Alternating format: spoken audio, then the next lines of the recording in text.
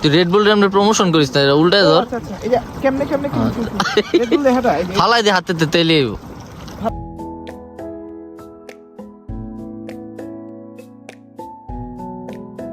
আসলে পরিবেশ দেখে এত মুগ্ধ হয়ে গেছিলাম, মানে সুবহানাল্লাহ, আল্লাহর সৃষ্টি যে এত সুন্দর।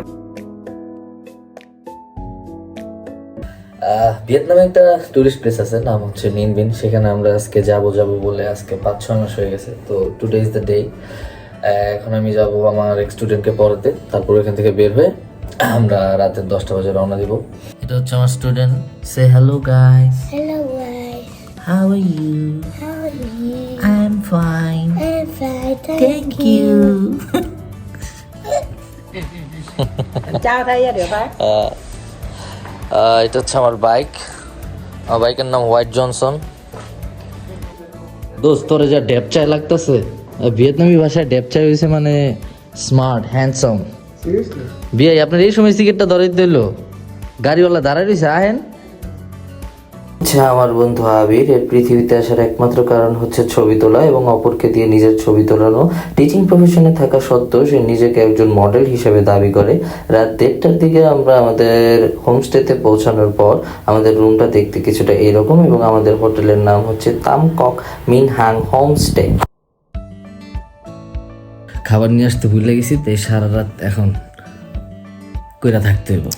সবাইকে বলো এই যে এই গেঞ্জিটা কে দিছে, সোয়েটারটা এটা তুমি দিছো, এটা এমনি ঢোল পিটাও কে মিয়া তুমি ভাই?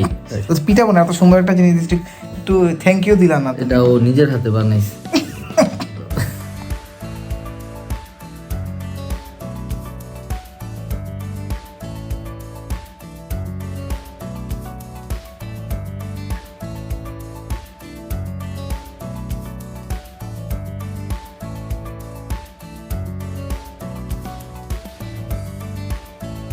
আরে না, আমি তো যাইতাম না।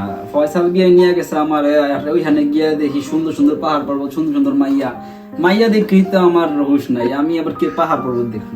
বুঝেন না ব্যাপারটা?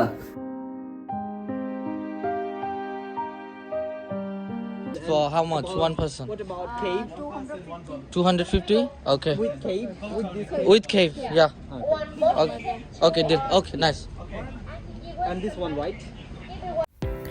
ঠিক এই জায়গাটা থেকে শুরু হয় আমাদের নৌকা যাত্রা। আমরা আমাদের বোট ভাড়া করতে এক একজনের পার হেড 250 VND করে নেওয়া হচ্ছে, যেটা বাংলাদেশে সমপরিমাণ আপনার 1100 থেকে 1200 টাকার মতো হবে। আর ফোনটাকে টাইম স্ল্যাপ হিসেবে ধরে রাখার জন্য এইভাবে আমার হাত ব্যথা হয়ে গেছে। আর দৃশ্যপট হিসেবে যদি বলতে চাই, তাহলে দৃশ্যটা এরকম যে আপনি যদি একটা বোটের মধ্যে 3-4 জনও থাকেন, তাহলে একজনের সাথে আরেকজনের কোনো কমিউনিকেশন হবে না, কোনো কথা হবে না। আপনি শুধু চারিদিকে দৃশ্য দেখতে দেখতেই আপনার কখন সময় চলে যাবে আপনি আসলে বলতেও পারবেন না। আমার জীবনের প্রথম কেইভের ভেতরে ঢোকার এক্সপিরিয়েন্স এই ভিয়েতনামে এসেই, তো ইট ওয়াজ অ্যামেজিং। আর আপনারা হয়তো অনেকেই জানেন না, এখানে কং দ্য স্কাল আইল্যান্ড মুভির শুটিং করা হয়েছে। আর এখানে আমাদের যাত্রা বিরতি দেওয়া হয়েছে, আমাদের যার যা যা সারা দরকার। তারপর আমরা খাইতে চলে যাই এক রেস্টুরেন্টে, যেখানে আমরা মাউন্টেন গোট মিল্ক নামে একটা খাবার অর্ডার। প্রথমে স্যুপ অর্ডার দিছে, মজা হয় নাই দেখা ভাতের লগে মিলায়া স্যুপ খাইতে। এই আরেকজনের ধন্যবাদও দিছে।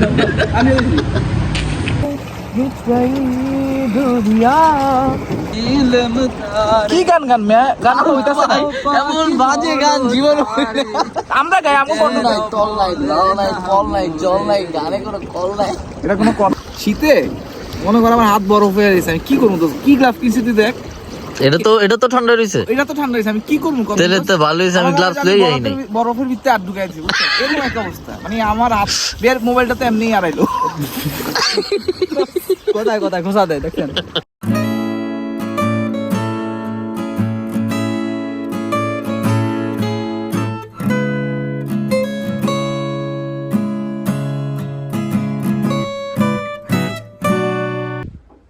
কি আনছেন আপা? ডিম, পাউরুটি, তারা পাউরুটি, বাহ, চায়ের সাথে আনারস। আপনাকে combination do you have This is where dreams are born. Million miles away, but it still feels like home in the land of heroes. Bangladesh থেকে যারাই আসেন সর্বপ্রথম আমার ফার্স্ট রিকোয়ারমেন্ট থাকবে যে 8 থেকে 9 হাজার টাকার মধ্যে যদি কোনো বেস্ট প্লেস থাকে ভিয়েতনামের মধ্যে, তাহলে সেটা হচ্ছে নিনবিন।